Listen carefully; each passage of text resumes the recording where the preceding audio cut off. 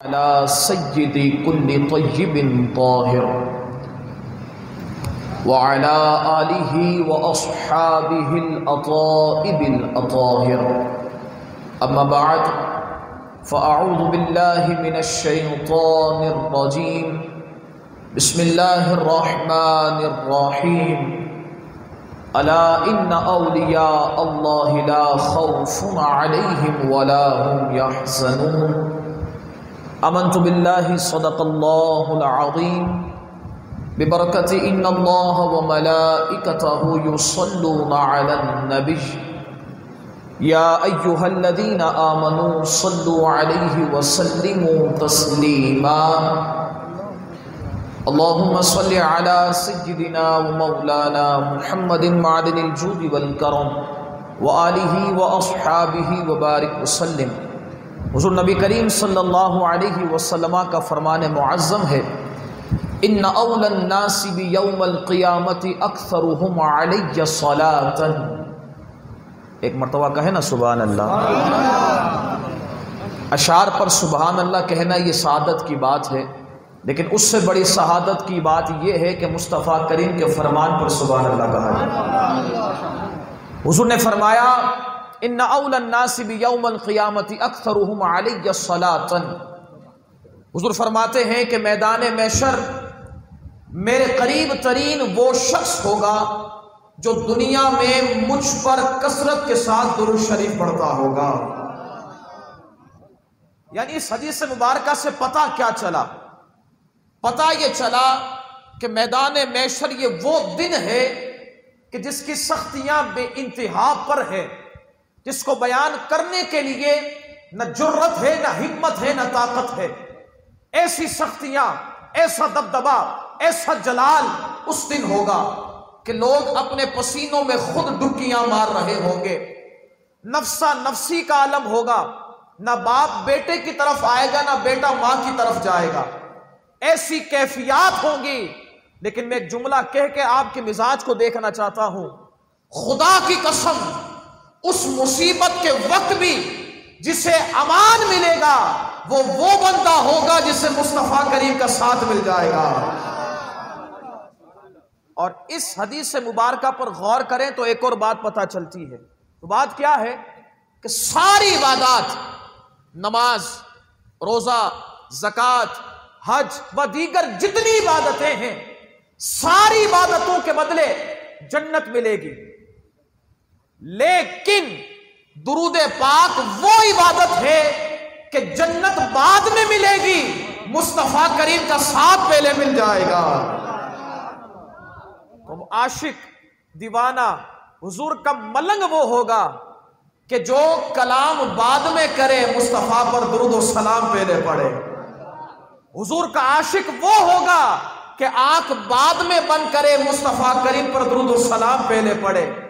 عاشق وہ پکا ہوگا کہ جب اس کی آنکھ کھلے تو مصطفیٰ کریم پر درود و سلام پڑھے، بلکہ اس کی عادت، طریقہ، اس کا انداز یہ ہو جائے کہ میں سو جاؤں یا مصطفیٰ کہتے کہتے، کھلے آنکھ صلی علی کہتے کہتے۔ اس محفل سے سب سے پہلا درس کہ زندگی بھر انشاءاللہ مصطفیٰ کریم پر کثرت کے ساتھ درود شریف پڑھیں گے۔ اب پڑھنا کیسے ہے؟ دیوانوں کی طرح، مستانوں کی طرح بھول جائیں ہم کون ہیں۔ نہ ہم عالم، نہ پروفیسر، نہ حاجی، نہ حافظ، نہ قاری، کچھ نہیں۔ ہم یہاں بیٹھے ہیں تو مصطفیٰ کریم کے فقیر بن کر بیٹھے ہیں۔ اب پڑھیں درود و سلام دیوانے بن کر، ایسا پڑھیں کہ یہ مسجد تو مسجد ہے، باہر کے لوگ بھی گزرے تو کہے او ہو، اندر جو مجمع بیٹھا ہے وہ مصطفیٰ کریم کا غلام بیٹھا ہے۔ اب پڑھیں الصلاۃ والسلام علیک یا رسول اللہ، الصلاۃ والسلام علیک یا حبیب اللہ، الصلاۃ والسلام علیک یا خاتم النبیین وعلی آلک واصحابک یا رحمۃ للعالمین۔ مولاي صلی وسلم دائما ابدا अला हबीबिका खैरिल खल्क़ि कुल्लिहिम हुवल हबीबुल्लज़ी तुरजा शफ़ाअतुहु लिकुल्लि हौलिन मिनल अहवालि मुक़्तहिम या अकरमल खल्क़ि माली मन अलूज़ु बिही सिवाका इंदा हुलूलिल हादिसिल अममी या सिद्दीक़ या उमर या उस्मान या हैदर दफ़ा शर्कुन खैरावर या शब्बीर या शब्बर लिखमसतुन उतफी बिहा हर्रल वबाइल हातिमा अल मुस्तफ़ा वल मुर्तज़ा वबनाहुमा वल फातिमा गौफ़े आज़म बमने बेसरो सामा मददे क़िबलाए दी मददे काबे ईमा मददे गंज बख्शे फैज़ आलम मज़हरे नूरे खुदा नाक़िसारा पीरे कामिल कामिलारा रहनुमा वो जो न थे तो कुछ न था, वो जो ना हो तो कुछ ना हो, जान है वो जहान की, जान है तो जहान है। अल्लाह की हम्द व सना नबी करीम सल्लल्लाहु अलैहि वसल्लम की बारगाह मुक़द्दसा में हदिया दुरूद व सलाम पेश करने के बाद गिरामी कदर सामाईन ज़ी वक़ार अस्सलामु अलैकुम व रहमतुल्लाहि व बरकातुहू। अगर दूर दूर बैठना किसी मजबूरी के तहत है तो वो सही है, और अगर मजबूरी नहीं है तो मुस्तफ़ा करीम के दीवाने वलियों के मस्ताने बनकर करीब करीब तशरीफ ले आए। सबसे पहले मुबारकबाद पेश करूंगा इस मस्जिद की इंतज़ामिया कमेटी, बिलखुसूस हमारे अब्दुल गफूर साहब कि जिनकी दावत पर मेरी यहाँ पर हाज़िरी हुई है, हमारे नईम भाई, अल्लाह ताला तमाम ही के इल्म व अमल में फज़्ल व कमाल में खूब बरकतें अता फरमाए, और तबलीग दीन के जज्बे में अल्लाह ताला मज़ीद बरकतें अता फरमाए, और इसी तरह उम्मत का ताल्लुक़ उनके अकाबरीन से जोड़ते रहने की तौफ़ीक़ अता फरमाए। अल्लाह ताला का ये बहुत बड़ा करम और एहसान है कि जिसने इस अफरा तफरी के माहौल में भी हमें उस अफरा तफरी के माहौल से निकाल कर इस खूबसूरत मस्जिद में आकर ज़िक्र मनाक़िब सुनने का मौका अता फरमा रहा है। रब्बे ज़ुल जलाल की बारगाह में दुआ है, रब्बे ज़ुल जलाल हम सबको इस महफिल की खूब बरकतें हासिल करने की तौफ़ीक़ अता फरमाए। मैं कोशिश करूँगा, मुझे इस बात का अंदाज़ा है कि वक्त ज़्यादा हो चुका है, लेकिन मैं कोशिश करूँगा कि कम वक्त में रहकर जितना ज़ौक़ आपको इजाज़त दे उतने ही में रहकर मैं आपके सामने अपने मौजू के मुताबिक कुछ गुफ्तगू कर सकूं। लेकिन दरख्वास्त आपसे ये करूंगा कि तवज्जो रखेंगे तो इंशाअल्लाह आपको सुनने में, मुझे सुनाने में लुत्फ आएगा। हज़रात मोहतरम, अल्लाह रब्बुल इज़्ज़त ने अपने दोस्तों, अपने वलियों, अपने प्यारों की शान व अज़मत में कुरान मजीद फुरकान हमीद की कई आयतें मुबारका को नाज़िल फरमाया है। रब ताला फरमाता है, अला इन्ना औलिया अल्लाहि ला खौफुन अलैहिम वला हुम यहज़नून। इस आयत के तर्जमे तफसीर को आपने कई उलमा से सुना होगा, लेकिन कुरान का ये मिजाज है और इम्तियाज है। तवज्जो यहां पर रखें, कुरान का ये मिजाज और इम्तियाज है कि आलिम जैसा पढ़ता है उसका इल्म जितना होता है, रब उसमें उतने नए नए मोती अता फरमाता है। अब देखिए, रब ताला ने फरमाया, अला इन्ना औलिया अल्लाहि ला खौफुन अलैहिम वला हुम यहज़नून।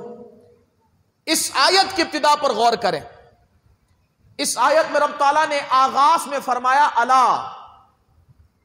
उलमा तशरीफ फरमा है, अला हर्फ तंबीह है, और इसके बाद है इन्ना, ये हर्फ ताकीद है। आगे है वलियों की शान। क्या मतलब? रब पहले तंबीह फरमा रहा है, खबरदार, फिर फरमा रहा इन्ना, बेशक, फिर आगे अपने वलियों की शान बयान फरमा रहा है। कुरान को आप भी पढ़ते हैं, कुरान को मैंने भी पढ़ा है। कुरान में रब ने नमाज की आयतों को भी नाजिल फरमाया है, लेकिन किसी की इब्तिदा ना अला से फरमाई ना इन्ना से फरमाई। फरमाया वाक़ीमुस्सला, नमाज पढ़ो। ज़कात का फरमाया वातु ज़कात, ज़कात अदा करो।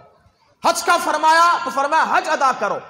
نہ الا نہ انا، نہ حرف تنبیہ نہ حرف تحقیق. لیکن جب ولیوں کی شان کو بیان فرما رہا ہے تو پہلے حرف تنبیہ بھی ہے، پھر حرف تاکید بھی ہے.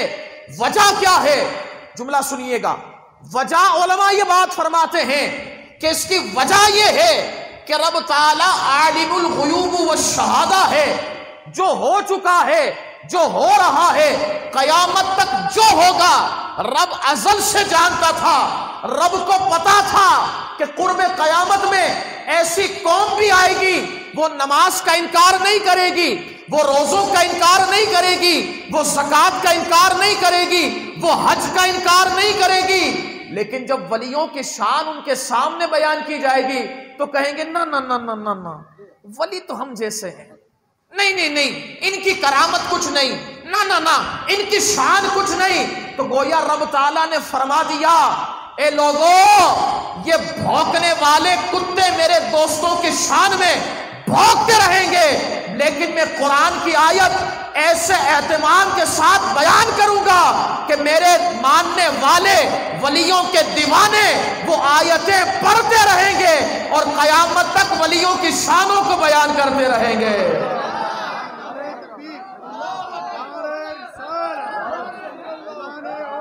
جاری رہے گا انشاءاللہ. اب آگے رب تعالیٰ نے فرمایا الا ان اولیاء اللہ لا خوف علیہم ولا هم یحزنون. خبردار، بے شک اللہ کے جو اولیاء ہیں نہ انہیں خوف ہے نہ وہ غمگین ہوں گے. یہ خوف اور غمگین، لا خوف علیہم ولا هم یحزنون، اگر کوئی عربی کا طالب علم ہے، اور میں دیکھ رہا ہوں کہ جامعۃ المدینہ کے کچھ طلباء یہاں موجود ہیں، خوف اور حزن معنی دونوں کا ایک ہی ہے، ڈر. خوف کا معنی بھی ڈر ہے، حزن کا معنی بھی ڈر ہے. لیکن یہ رب کا کلام ہے، اگر ایک ہی معنی والے الفاظ کو 2 مرتبہ بولا جائے تو کلام ثقیل ہو جاتا ہے، فصاحت سے عاری ہو جاتا ہے. لیکن یہ رب کا کلام ہے، رب کے کلام میں فصاحت بھی ہے، بلاغت بھی ہے. تو یہ خوف اور حزن کیوں لایا گیا؟ علماء فرماتے ہیں خوف اور حزن کے معنی تو ڈر ہے، لیکن خوف بولا جاتا ہے اپنے لیے اور حزن بولا جاتا ہے دوسروں کے لیے. کیا مطلب ہے اس آیت کا؟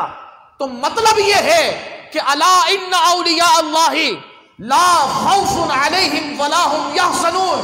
کیا مطلب یہ کہ جو اللہ کے اولیاء ہیں، اللہ کے جو دوست ہیں، انہیں نہ اپنے لیے خوف ہے نہ اپنے غلاموں کے لیے خوف ہے. یعنی کیا مطلب کہ رب کو ان لوگوں نے اتنا راضی کر لیا ہے کہ رب انہیں بھی جنت میں داخلہ عطا فرمائے گا، اور جو ان کے غلام ہیں اللہ کے ولی آگے آگے چل رہے ہوں گے، غلام ان کے پیچھے پیچھے جنت میں جا رہے ہوں گے. اور اگر کسی کو یہ بات سمجھ نہ آئے نا تو میرے پاس آنا، میں تمہیں حدیث دکھاؤں گا، وہ بھی مسلم شریف کی. اور حدیث بھی کتنی پیاری ہے. جہنمیوں کی صف لگی ہوئی ہے، ایک ایک کر کے لوگ جہنم میں جا رہے ہیں، ایک ایک کر کے جہنم میں گرتے جا رہے ہیں.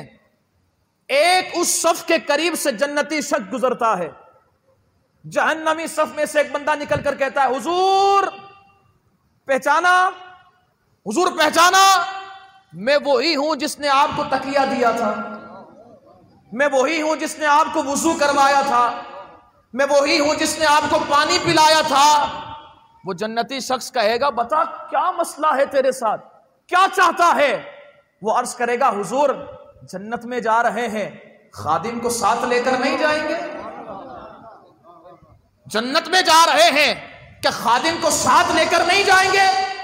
وہ جنتی شخص رب کی بارگاہ میں عرض کرے گا مولا جانتا ہوں گناہگار ہے، جانتا ہوں خطا کار ہے، جانتا ہوں اس کے نامہ اعمال میں نیکیاں کم گناہ زیادہ ہیں، لیکن مولا اس کے نامہ اعمال کو نہ دیکھ، میری صورت کو دیکھ.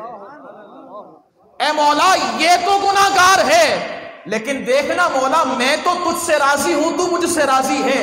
اے مولا میری خاطر اسے جنت میں داخل فرما دے، حضور کا فرمان سنیں اور پھر جھومیں۔ حضور فرماتے ہیں رب تعالیٰ فرمائے گا اے جنتی شخص پکڑ اپنے غلام کا ہاتھ، تو بھی جنت میں جا، اسے بھی جنت میں ساتھ لے جا۔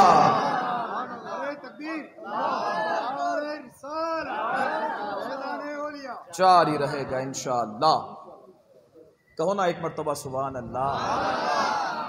جس کو جتنا لطف آیا وہ کہے سبحان اللہ، اور جو اپنے ولیوں اپنے مرشدوں پر فخر کر رہا ہے وہ مسکرا کر کہے سبحان اللہ۔ آج 5 محرم الحرام ہے، اور 5 محرم الحرام یہ شیخ الاسلام والمسلمین اور سچے شیخ الاسلام، وہ خشخشی والے نہیں، خسخسی والے بھی نہیں، یہ وہ شیخ الاسلام ہیں کہ جن کی ایک نظر سے نظام الدین اولیاء بنے تھے۔ شیخ الاسلام والمسلمین حضرت بابا فرید الدین مسعود گنج شکر رحمت اللہ تعالی علیہ، آپ کا یوم وصال یوم عرس ہے 5 محرم الحرام، اور انشاءاللہ یہ غلام انہی کا ذکر کریں گے۔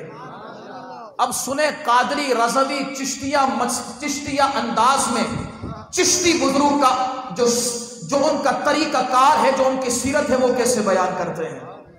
میں ایک جملہ کہا کرتا ہوں جب غریب نواز کی شان بیان کرتا ہوں، میں ایک جملہ کہا کرتا ہوں جب بابا فرید علیہ رحمہ کی شان بیان کرتا ہوں، میں ایک جملہ کہا کرتا ہوں کہ جب نظام الدین اولیاء علیہ رحمہ کی شان و عظمت کو بیان کرتا ہوں، میں یہ کہتا ہوں کہ ایک چشتی مزاج یہ نہیں ہے کہ ڈھول کے تھاپ پر زمین میں مچلا جائے۔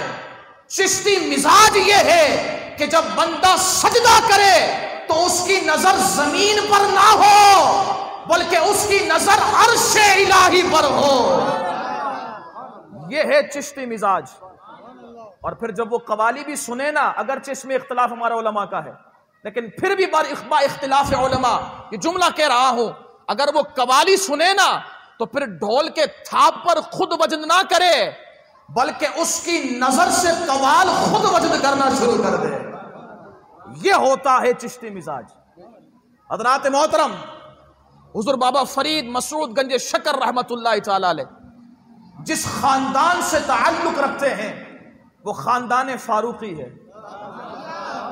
کہو سبحان اللہ۔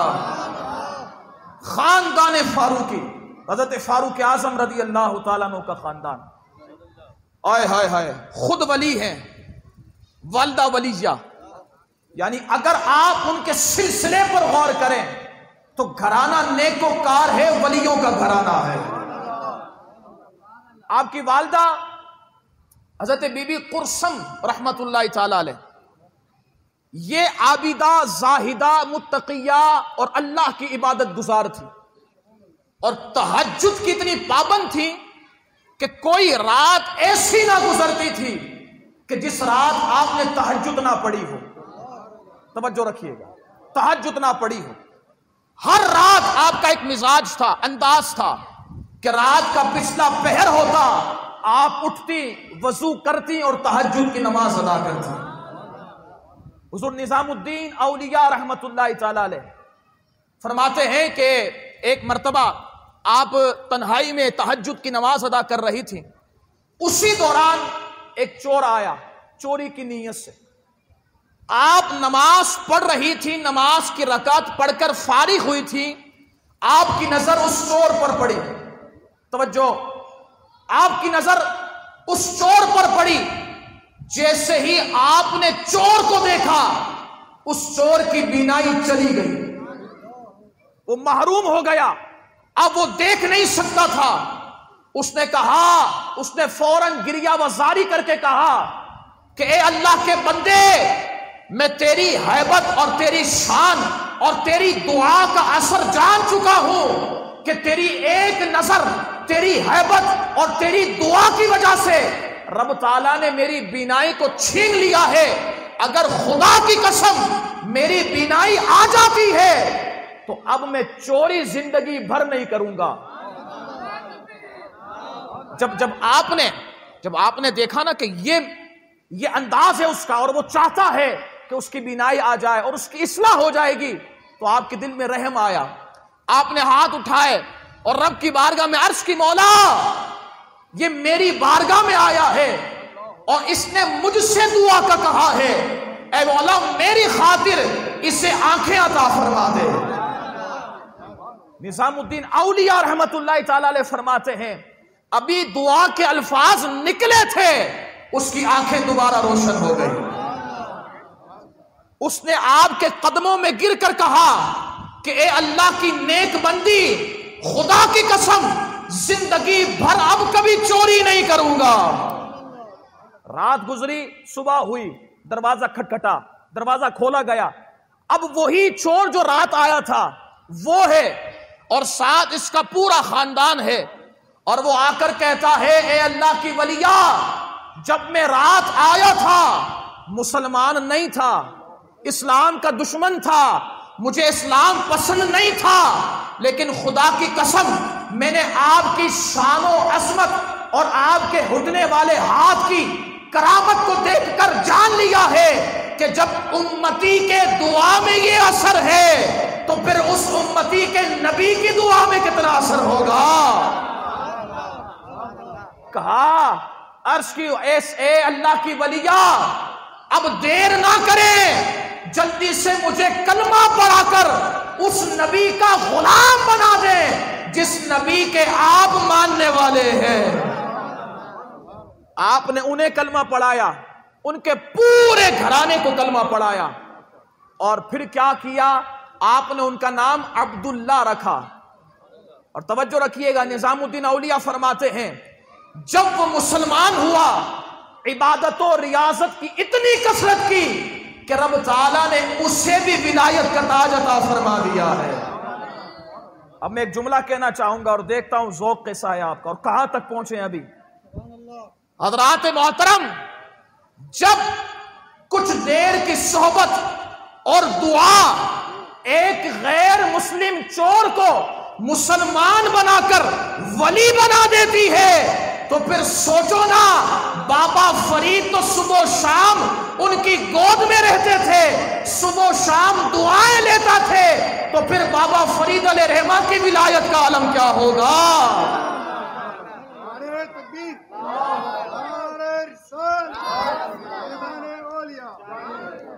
حضرات محترم، حضور بابا فرید گنج شکر رحمت اللہ تعالی علیہ، آپ کے والد محترم حضرت جمال الدین سلیمان رحمت اللہ تعالی علیہ کا انتقال بابا فرید علیہ رحمہ کے بچپن میں ہی ہو گیا تھا۔ آپ کی تربیت، آپ کے اخلاق کی کردار، آپ کے اخلاق، آپ کے کردار، آپ کے افعال، آپ کے اعمال کی اصلاح اور خوبصورت بنانے والی آپ کی والدہ تھی، اور آپ کی والدہ نے آپ کی تربیت ایسی کی، اللہ اکبر، ایسی تربیت کی کہ اللہ تعالیٰ نے آپ کو یکتا بنا دیا تھا۔ ایک جملہ میں کہنا چاہوں گا، آج یہ بات کہی جاتی ہے کہ بچہ وہ بگڑتا ہے کہ جس کا باپ اس کے بچپن میں انتقال کر جائے، لیکن میں کہتا ہوں یہ غلط ہے۔ میں ولیوں کی سیرت، ولیوں کی صورت اور ولیوں کے احوال کو پڑھنے کے بعد یہ کہہ رہا ہوں کہ یہ جملہ ہی غلط ہے۔ بچے وہ نہیں بگڑتے کہ جن کے والد بچوں کے بچپن میں انتقال کر جاتے ہیں، بلکہ بچے وہ بگڑتے ہیں کہ جن کی والداؤں کی غیرت مر جاتی ہے، وہ عورت مارچ والی عورتوں کی طرح بد کردار، بد اخلاق، بد اتوار اور وہ کمینی عورتیں ہوتی ہیں۔ بچے ان کے بگڑتے ہیں اور وہ معاشرے کو بگاڑتے ہیں، اور جن کی مائیں غیرت مند ہو، جن کی مائیں با وفا ہو، با کردار ہو، پارسا ہو، نیکوکار ہو، متقیہ ہو، جن کی والدائیں شریعت و طریقت پر چلنے والی ہو، تو ان کے بچے بغداد کے غوث اعظم کی طرح، اجمیر کے غریب نواز کی طرح، لاہور کے داتا صاحب کی طرح، پاک پتن کے بابا فرید کی طرح، کراچی کے امیر اہل سنت کی طرح بچوں کی ایسی پرورش کرتی ہے کہ وہ خود بھی مہکتے ہیں، دوسروں کو بھی مہکا دیتے ہیں۔ جو جتنا سمجھائے وہ کہے سبحان اللہ۔ حضرات محترم، یہ ہے ولیوں کا مقام، جن کی مائیں اچھی ہونا، جن کی ماؤں کا کردار اچھا ہو، ان کے بچے بھی اعلیٰ بنتے ہیں۔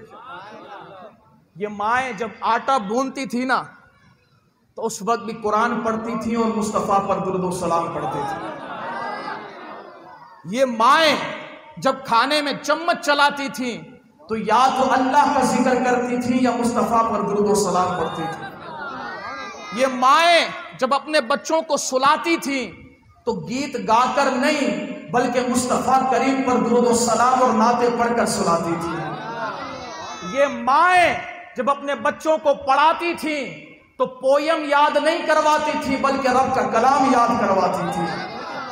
تو ان کے بچے اتنے اعلیٰ بنے ہیں، جن کے بچوں کو قرآن پڑھایا جاتا ہے بچپن میں، سکھایا جاتا ہے بچپن میں، تو پھر ان کے بچے بھی اعلیٰ بنتے ہیں۔ آج ہم چاہتے ہیں نا کہ اگر ہمارے بچے اعلیٰ بنے، آج ہم چاہتے ہیں کہ ہمارے بچوں کا کردار اچھا بنے، آج ہم چاہتے ہیں کہ ہمارے بچے ستھرے اور با اخلاق بنے، معاشرے کے اندر ایسے بنے کہ وہ بھی خوبصورت ہوں اور ان کی وجہ سے معاشرہ بھی خوبصورت ہو جائے۔ اگر کوئی چاہتا ہے تو میں ماؤں سے کہوں گا وہ ڈرامے دیکھ کر، فلمیں دیکھ کر، گانے سن کر اپنے بچوں کے لیے کھانا نہ بنائیں۔ اگر وہ چاہتی ہیں کہ بچے با اخلاق و با کردار پارسا بنے تو اپنے بچوں کو وہ گانے اور پویم یاد نہ کروائیں، انہیں یاد کروانا ہے تو مصطفیٰ کریم کی سیرت کو یاد کروائیں۔ حضرات محترم، بابا فرید گنج شکر رحمت اللہ تعالی علیہ کا ایک لقب جو سب سے زیادہ مشہور ہے وہ ہے گنج شکر۔ شاید ٹائم ختم ہو گیا تو میں ختم کر دوں، نہیں اگر آپ کہیں سبحان اللہ تو پھر بات نہیں، اگر سننا چاہتے ہیں تو ہاتھوں کو بلند کر کے کہیں سبحان اللہ۔ حضرات محترم، بابا فرید مسعود گنج شکر رحمت اللہ تعالی علیہ، آپ کا ایک لقب ہے گنج شکر۔ یہ لقب کیسے عطا ہوا، کس طرح عطا ہوا، اس کی کئی وجوہات بیان کی گئی ہیں۔ سب سے پہلی وجہ جو معروف مشہور ہے کہ آپ کو شکر بڑی پسند تھی، تو آپ کی والدہ نے نماز کی عادت بنانے کے لیے آپ کے مصلے کے نیچے شکر کی پڑیا رکھتی اور آپ ان سے فرماتی کہ جو نماز پڑھے گا تو اسے شکر دی جائے گی۔ تو جب بھی وہ نماز پڑھتے، مصلی ہٹتا تو وہاں سے شکر نکلتی۔ ایک دفعہ ایسا ہوا کہ نماز پڑھ لی لیکن والدہ شکر رکھنا بھول گئی۔ اب والدہ پریشان ہیں کہ فرید نے نماز پڑھی ہے یا نہیں پڑھی ہے۔ اب فرید سے پوچھتی، بابا فرید علیہ الرحمہ سے پوچھتی ہیں کہ بیٹا تم نے آج نماز پڑھی ہے؟ کہ بالکل پڑھی ہے۔ کہا وہ شکر ملی ہے؟ شکر ملی ہے؟ کہا بالکل شکر ملی ہے۔ اب وہ سوچنے میں لگ گئی کہ میں نے تو رکھی نہیں تھی، یہ شکر کیسے مل گئی؟ فرمایا کہ جن بندوں کو ہم، غیب سے آواز آئی، جن بندوں کو ہم اپنی بارگاہ میں مقبول بنا لیتے ہیں، پھر سنو ان کے بچوں کو بھی ہم محروم نہیں رکھتے ہیں۔ ایک تو وجہ یہ ہے کہ گنج شکر کا لقب۔ ایک اور وجہ ہے، اور یہ وجہ کب کی ہے؟ فرمائے یہ وجہ اس وقت کی ہے کہ جب آپ بیابان میں نکل کر ریاضت و مجاہدات کرتے رہتے تھے۔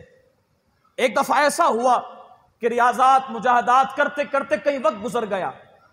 آپ وقت گزرنے کے بعد جب سخت پیاس کی حاجت پڑی تو آپ کنویں کو تلاش کرنے کے لیے لگ گئے۔ آج کی طرح تو تھا نہیں کہ نل کا کھولا اور پانی آ گیا، پانی آ بھی جائے پھر بھی ہم وضو نہیں کرتے ہیں۔ یہ کیسے مقرب اللہ کے ولی ہیں کہ پانی نہیں تھا پھر بھی ڈھونڈ ڈھونڈ کر وضو کرتے تھے۔ اگر نہ ملتا تو تیمم کر کے نماز ضرور پڑھتے تھے۔ آج تو سب کچھ ہمارے پاس ہے، وہ دھوپ میں رہ کر نماز پڑھتے تھے، ہمارے لیے سائے کا انتظام ہو، پنکھوں کا انتظام ہو، پھر بھی ہم نماز نہیں پڑھتے ہیں۔ یہ کتنی بڑی زیادتی ہم اپنے لیے کر رہے ہیں۔ حضرات محترم، بابا فرید گنج شکر رحمت اللہ تعالی علیہ کو جب پیاس کی شدت زیادہ محسوس ہوئی، آپ کنویں کو تلاش کرنے کے لیے ادھر سے ادھر جا رہے تھے، ایک دم نظر پڑی کنویں کی طرف، آپ آگے بڑھے، جب کنویں کے قریب پہنچے کیا دیکھتے ہیں کہ کنویں کے اندر پانی بہت نیچے ہے اور ساتھ نہ ڈول ہے نہ رسی ہے۔ اب پانی کیسے نکالا جائے؟ توجہ ہے نا؟ بچوں کو آنے دے، بچے جو کر رہے ہیں ان کا بچوں کا کام ہے، ہم بڑے ہو گئے ہیں تب ہمارا کام الگ ہے۔ حضرات محترم، جب وہ کنویں کو دیکھا کہ پانی نیچے ہے، نہ ڈول ہے نہ رسی ہے، پانی کیسے نکالا جائے؟ اب کچھ دیر افسردہ ہے، مایوس ہو گئے، کچھ دیر پیچھے کی طرف ہٹ کر بیٹھ گئے۔ جب کچھ وقت گزرا تو دیکھا 2 ہرنیں آئیں، اور ہرنوں نے آ کر جیسے ہی کنویں کے قریب پہنچی تو وہ کنواں جو بالکل نیچے تھا جس میں پانی، وہ پانی بالکل اوپر آ گیا، اور دونوں ہرنوں نے پانی پیا۔ جیسے وہ پانی پی کے چلی گئی، بابا فرید علیہ رحمہ کو حیرانی ہوئی۔ آپ قریب گئے، قریب جا کر پانی پینا چاہا تو دیکھتے ہیں کہ کنویں کا پانی ویسے ہی نیچے موجود ہے۔ حیرانی میں زیادتی ہو گئی، آپ زیادہ حیران ہو گئے کہ یہ کیا معاملہ ہے؟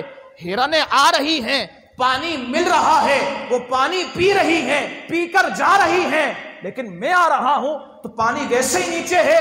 اب بابا فرید علیہ رحمہ نے رب کی بارگاہ میں عرض کی، مولا یہ عجیب معاملہ ہے کہ ہرن آ کر تو پانی پی رہی ہے، تیرا بندہ پانی نہیں پی سکتا ہے۔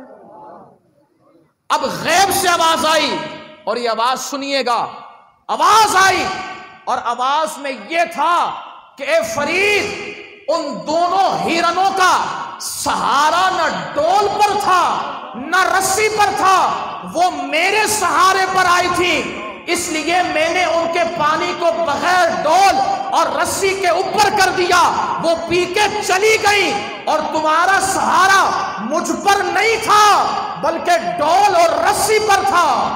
اب جب یہ سنانا، سن کر پھر آپ پشیمان ہوئے تو آپ نے پھر سے اپنی عبادت اور ریاضت شروع کر دی۔ 40 دن ماشاءاللہ 40 دن آپ نے ریاضت کی، مجاہدات کیے، اور ایسی ریاضت و مجاہدات کہ ایک قطرہ پانی نہیں پیا، ایک قطرہ پانی نہیں پیا، ایسی ریاضت و مجاہدات۔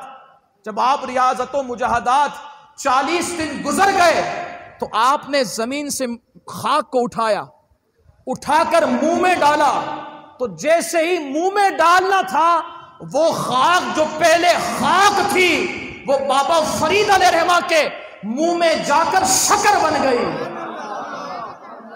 اب جب وہ شکر بنی تو پھر غیب سے آواز آئی، اے فرید، ہم نے اب تمہیں مقبول بنا دیا ہے، تمہاری عبادتوں کو قبول کر لیا ہے، اور فرید سنو، تمہیں ہم نے بابا فرید گنج شکر بنا دیا ہے۔ تو ایک یہ وجہ ہے کہ آپ کو گنج شکر کہا جاتا ہے، اور یہ لقب آپ کا ایسا مشہور ہوا ہے کہ کسی سے پوچھا جائے نا گنج شکر کون ہے تو اسے بتانا نہیں پڑتا کہ بابا فرید، بلکہ وہ خود کہتا ہے یہ وہی گنج شکر ہیں جن کا مزار اور گنبد پاک پتن میں چمک رہا ہے۔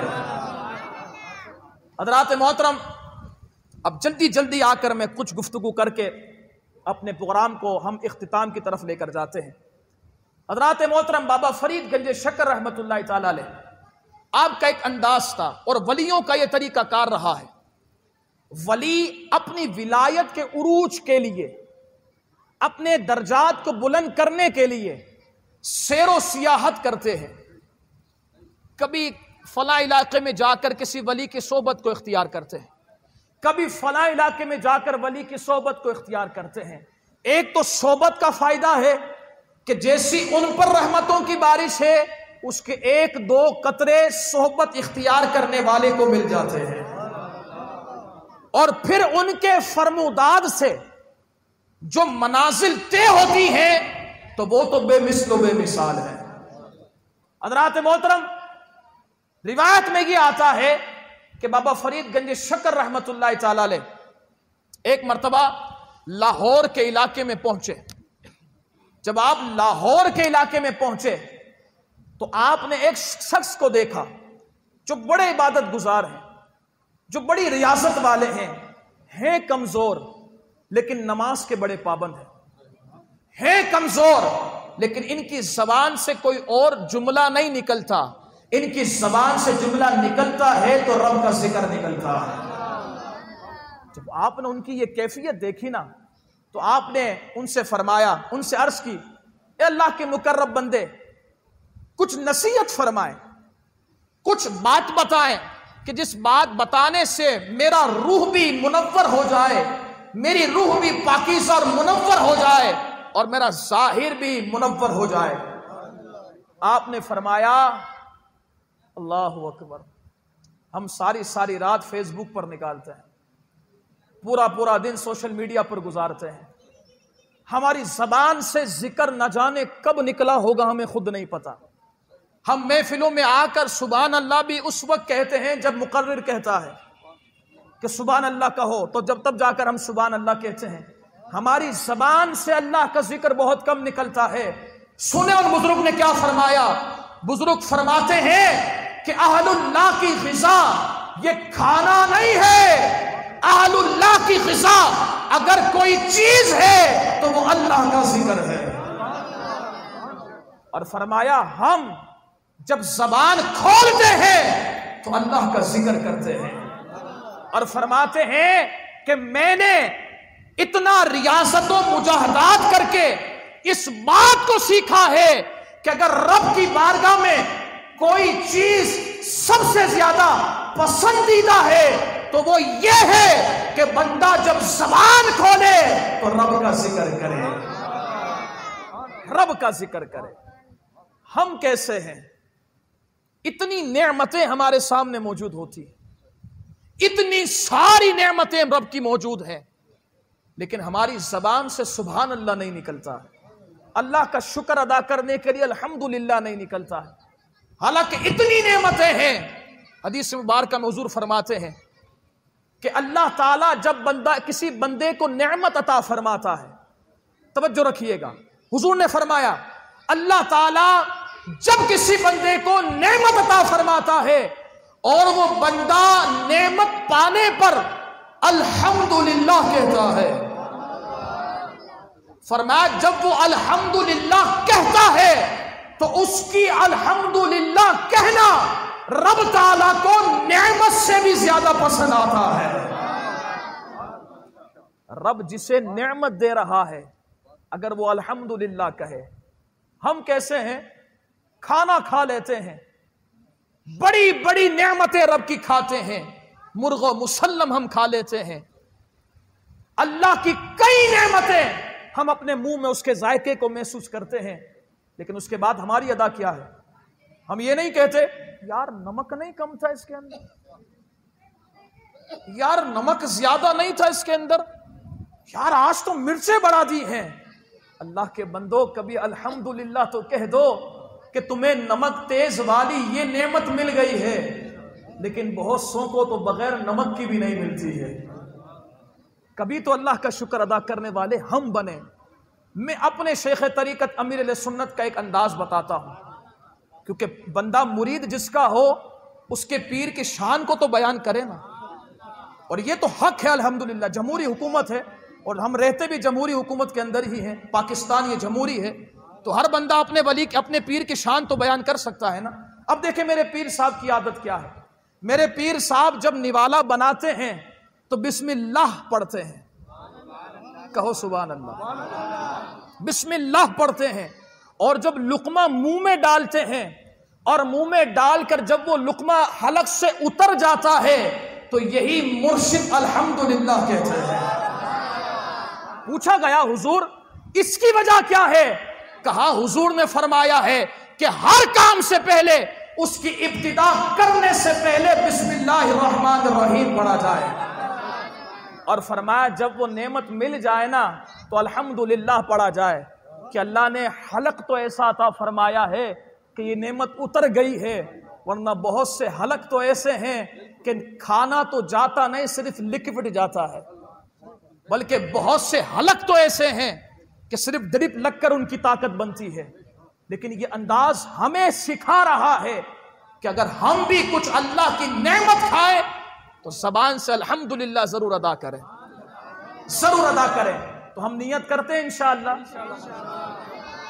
یہ دوسری نیت ہے کہ جب ہم کھائیں گے، کھانے سے پہلے بسم اللہ، بلکہ ہر کام کی ابتدا کرنے سے پہلے حضور نے تو فرمایا ہے کہ دروازہ کھولو تو بسم اللہ، دروازہ بند کرو تو بسم اللہ، اٹھو تو بسم اللہ، بیٹھو تو بسم اللہ، رکھو تو بسم اللہ، اٹھاؤ تو بسم اللہ، پہنو تو بسم اللہ، اتارو تو بسم اللہ۔ یہ اتنا تو ہمیں حکم دیا گیا ہے، تو ہم بسم اللہ نہ پڑھیں؟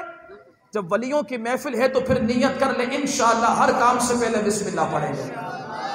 اور ایک اور بات بتا دوں، امام صاحب یہاں بیٹھے، انہیں پتا ہوگا، مقتدی آتے ہیں، حضور بڑا پریشانی ہو گئی ہے، جس کام میں ہاتھ ڈالتا ہوں کام بنتا نہیں ہے، جو کام کرنا چاہتا ہوں اس میں رکاوٹ آ جاتی ہے۔ سنو، یہ حضور کا فرمان ہے۔ وظیفے ہم سے مانگتے ہو نا، ہم حضور کا وظیفہ دیتے ہیں، اور ویسے ہمارے پاس تو کچھ نہیں ہے، جو ملا ہے حضور کا ملا ہے۔ یہ سیٹ ملی ہے، اس قابل ہم نہیں تھے، لیکن جب بڑوں کا ذکر کرتے ہیں تو بڑے ان کرسیوں پر بٹھا دیتے ہیں۔ حضرات محترم، حضور نے فرمایا ہے کہ اگر کسی کا کوئی کام نہ بنے اور کام رک رہا ہو تو وہ اپنے کام کی ابتدا بسم اللہ سے کرے۔ جس کام کی ابتدا بسم اللہ سے کی جاتی ہے، رب ذوالجلال اس کام کو ناکام نہیں ہونے دیتا ہے، بلکہ جس کام کی ابتدا بسم اللہ سے کی جائے تو جس مقصد سے کی جاتی ہے رب وہ مقصد پورا فرما دیتا ہے۔ کہو نا سبحان اللہ۔ تو وظیفہ مانگنے آئے، آنا چاہیے امام کے پاس، امام سے دور نہ رہو، صرف وظیفہ مانگنے نہ آؤ، کبھی وظیفہ دینے بھی آؤ۔ میں امام ہوں اس لیے نہیں کہ رب کا بڑا کرم ہے، الحمدللہ اللہ کا بڑا کرم ہے، بڑا احسان ہے، کبھی ہم کسی سے کچھ مانگتے نہیں، اور رب کی بارگاہ میں دعا ہے کہ مولا کبھی ایسا نہ بنانا کہ ہم کسی سے مانگیں۔ میں تو یہ دعا کرواتا ہوں کہ میرے لیے دعا کرو، رب مجھے اتنا دے دے کہ میں مسجد کی تنخواہ لوں نہیں، بلکہ مسجد کی خدمات اپنے پیسوں سے پیش کروں۔ یہ میری دعا ہے، آپ بھی کہہ دیں آمین۔ حضرات محترم، بس اب آخری کے اندر گفتگو کو اختتام کی طرف لے کر آتے ہیں۔ حضور بابا فرید، آئے ہائے ہائے ہائے، سبحان اللہ سبحان اللہ، نام میں اتنی مٹھاس ہے تو ذات میں کیسے مٹھاس ہے؟ آئے ہائے ہائے، یہ گنج شکر ہے نا، یہ بعض روایتوں میں آتا ہے کہ غیب سے آواز آئی تھی کہ اے فرید، ہم نے تمہیں شیریں سخنوں کے گروہ میں شامل فرما لیا، یعنی جو میٹھے ہیں، تو جن کے نام میں اتنی مٹھاس ہے ان کی ذات میں کیسے مٹھاس ہے؟ جو ان کو دیکھتا ہوگا ان کا ہو جاتا ہوگا۔ حضرات محترم، حضور بابا فرید گنج شکر رحمت اللہ تعالی علیہ کا وصال 5 محرم الحرام کو ہوا ہے، لیکن جس دن آپ کا وصال ہوا نا، سیرت بہت بڑی ہے، کبھی موقع لگے گا انشاءاللہ تنہائی میں بغیر مائک کے سنائیں گے، تاکہ پتہ چلے نا چشتی مزاج کیسے بنتا ہے۔ مائک پر تو ہر بات ہو نہیں سکتی، کبھی چشتی مزاج بیان کرنا ہوگا تو بغیر مائک کے لائٹ بند کر کے وجد میں آ کے انشاءاللہ بیان کیا جائے گا۔ حضرات محترم، حضور بابا فرید گنج شکر رحمت اللہ تعالی علیہ کا انتقال 5 محرم الحرام، آپ کے مرید اس وقت موجود تھے مولانا بدر الدین اسحاق رحمت اللہ تعالی علیہ۔ وہ فرماتے ہیں کہ جس وقت آپ کا انتقال کا وقت تھا، توجہ رکھیے گا، جو وقت آپ کے انتقال کا تھا، اس وقت ہم نے دیکھا کہ بابا فرید رحمت اللہ تعالی علیہ عشاء کی نماز پڑھ کر کچھ دیر آرام کے لیے بیٹھے ہیں تو آپ پر غشی طاری ہو گئی۔ غشی مطلب بے ہوشی طاری ہو گئی، آپ کو ہوش آیا، آپ نے اپنے مرید سے پوچھا، اے بدر الدین، میں نے عشاء کی نماز پڑھ لی ہے؟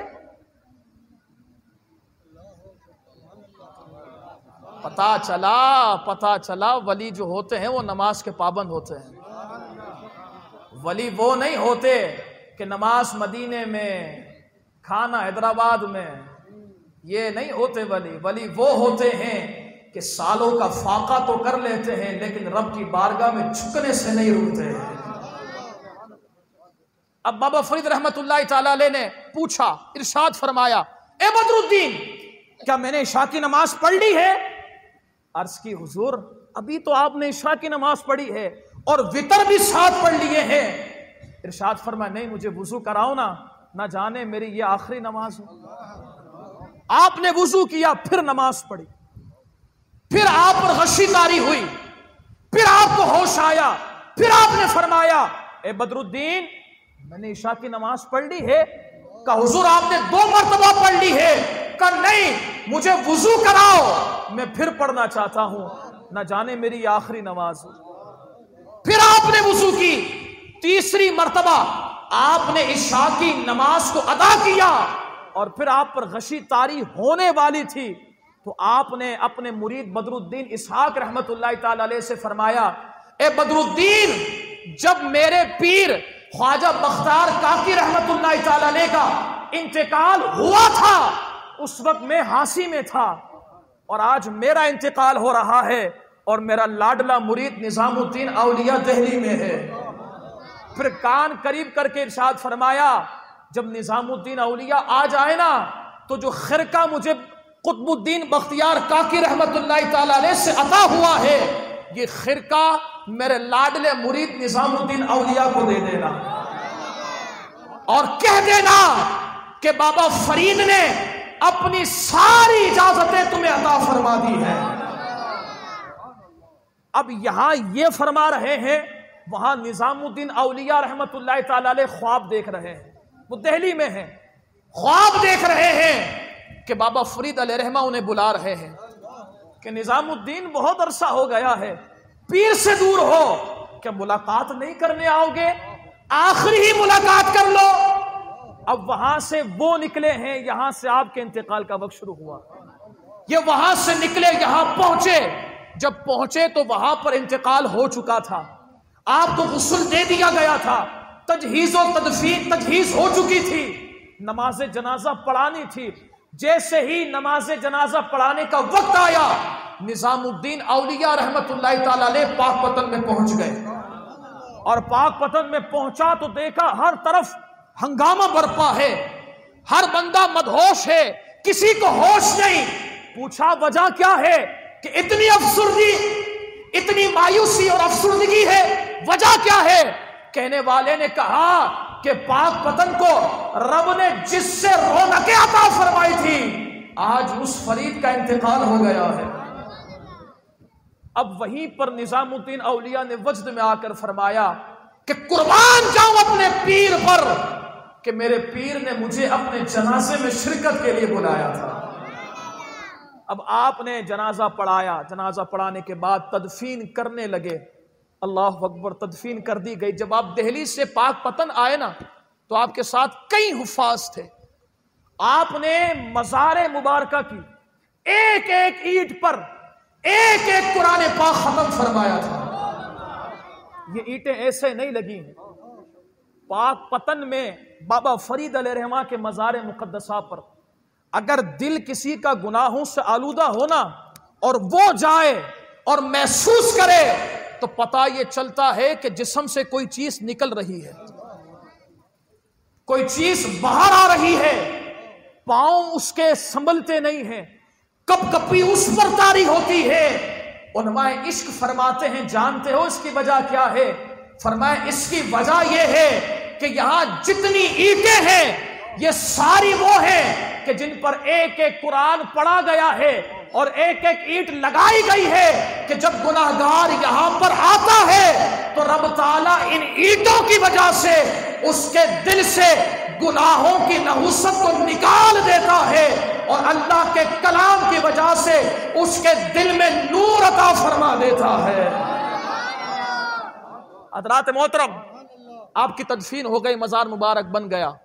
بابا فرید علیہ رحمہ کے لاڈلے مرید خواجہ نظام الدین اولیاء رحمت اللہ تعالی علیہ نے بعض روایت میں خواب دیکھا اور بعض روایت میں ہے کہ آپ نے مراقبہ کیا تو حضور ساتھ تشریف لائے، حضور تشریف لائے، صدیق اکبر تشریف لائے، فاروق اعظم تشریف لائے، عثمان غنی تشریف لائے، مولا علی تشریف لائے.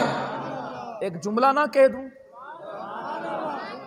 پوری دنیا کے چند لوگ آج کوشش کرتے ہیں کہ ان کو جدا کر دیا جائے. بابا فرید علیہ رحمہ کے خواب میں یہ چاروں بلکہ پانچوں ساتھ آ کر بتا رہے ہیں کہ سنو جہاں والوں، ہم دنیا میں بھی ساتھ تھے اور دنیا سے جانے کے بعد بھی ساتھ ہی ہیں. کہو نا سبحان اللہ. ایک مرتبہ سارے ہاتھوں کو بلند کر کے کہو سبحان اللہ. آپ نے خواب میں دیکھا کہ حضور تشریف لائے ہیں، 4 یار ساتھ ہیں. حضور نے فرمایا اے نظام الدین اولیاء، اس دروازے سے میں گزر رہا ہوں، اس دروازے سے میں گزر رہا ہوں، اور قیامت تک جو اس دروازے سے گزر جائے گا وہ رب کی بارگاہ میں جنتی بن جائے گا. اسی لیے اس دروازے کو جنتی دروازہ کہا جاتا ہے، اسی لیے اس دروازے کو جنتی دروازہ کہا جاتا ہے. کچھ گستاخ طبیعت، ہر چیز میں کیڑا نکالنے والے کیڑے. کہو سبحان اللہ. میں بول رہا ہوں، میں ذمہ دار ہوں، آپ کہو سبحان اللہ. کوئی مسئلے کی بات نہیں. جب میں میمن ہو کے نہیں ڈر رہا تو آپ کیوں ڈر رہے ہو؟ جب کچھ گستاخ کیڑے جب اس طرح کی بکواس کرتے ہیں کہ جنتی دروازہ، یہ کیسے جنتی دروازہ بن گیا؟ بھلا کوئی جنتی دروازہ بھی ہوتا ہے؟ میں نے کہا آپ کی والدہ حیات ہیں؟ کہا ہاں. میں نے کہا ان کے قدم ہیں؟ کہا ہاں. میں نے کہا آپ چومتے ہو؟ کہا ہاں. میں نے کہا کیوں چومتے ہو؟ کہا حضور نے فرمایا ہے کہ ماں کے قدموں تلے جنت ہے. میں نے کہا شانے، تیری ماں گناہگار ہو تو تیری ماں کے قدموں کے تلے جنت آ سکتی ہے. جس دروازے سے مصطفیٰ کریم گزرے ہو، کیا وہ دروازہ جنتی نہیں بن سکتا ہے؟ ایک اور دلیل سنیں. اصحاب کہف کا واقعہ یاد ہوگا، بتاتا نہیں ہوں. اس میں ایک کتا تھا جس کا ذکر رب فرماتا ہے کلبہم باسط ذراعیہ بالوسیط، کہ وہ باہوں کو پھیلائے. رب انداز بیان فرما رہا ہے، باہوں کو پھیلائے. ایک سوال کروں میں آپ سے، اگر مسجد میں کتا آ جائے، بلکہ میں کتا کہہ رہا ہوں تب بھی آپ کو اچھا نہیں لگ رہا، اگر مسجد میں کتا آ جائے تو آپ کیا کریں گے؟ اسے بٹھائیں گے، کھلائیں گے؟ نہیں، بھگائیں گے. بھگانے کے بعد جہاں جہاں سے گزرا ہے وہاں وہاں پانی ماریں گے. ایسا ہی ہے نا؟ لیکن اس کتے میں کیا خاصیت ہے؟ اس کتے میں کیا خاصیت ہے کہ رب بیان فرما رہا ہے کلبہم باسط ذراعیہ بالوسیط، کہ یہ وہ کتا ہے جو اصحاب کہف کے غار کے دروازے پر باہوں کو پھیلائے ہوئے بیٹھا ہوا ہے. یہ ایسا انداز، اور رب اپنے قرآن میں بیان فرما رہا ہے. وجہ کیا ہے؟ تو قرآن کی آیتیں جواب دیتی ہیں. وجہ یہ ہے کہ یہ کتا ولیوں کی شان میں بھونکتا نہیں تھا، بلکہ یہ کتا ولیوں کے دربار میں نوکر بن کر خدمت کرنے والا تھا. اب روایتوں میں یہ آتا ہے کہ یہ جو کتا ہے نا قیامت کے دن بھی آئے گا، اور روایتوں میں آتا ہے جب قیامت کے دن آئے گا تو کتا بن کر نہیں آئے گا، انسان بن کر آئے گا، خوبصورت، خوبرو، ایک جوان بن کر آئے گا. اور اصحاب کہف آگے آگے چل رہے ہوں گے، یہ پیچھے پیچھے چلتا ہوا جنت میں داخل ہو جائے گا. اب اس جملے پر میں دیکھنا چاہوں گا کون مچلتا ہے. جسے سمجھ میں آئے پھر میں ان کے ہاتھوں کی زیارت بھی کرنا چاہوں گا. حضرات محترم، میں نے کہا کہ جب بنی اسرائیل کے اولیاء اصحاب کہف ہوں، ان کے دروازے پر کتا بیٹھے تو رب اسے جنتی بنا دیتا ہے. تو مصطفیٰ کریم کی امت کے اولیاء میں بابا فرید ہو تو ان کے دروازے سے جو گزر جائے تو رب پھر انہیں جنتی کیوں نہ بنا دے گا؟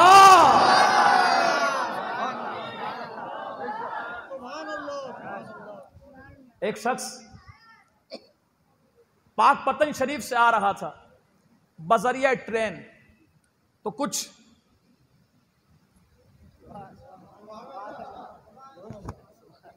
وہ آئے، وہ گزرے، کہاں سے آ رہے ہو؟ کہا پاک پتن شریف سے۔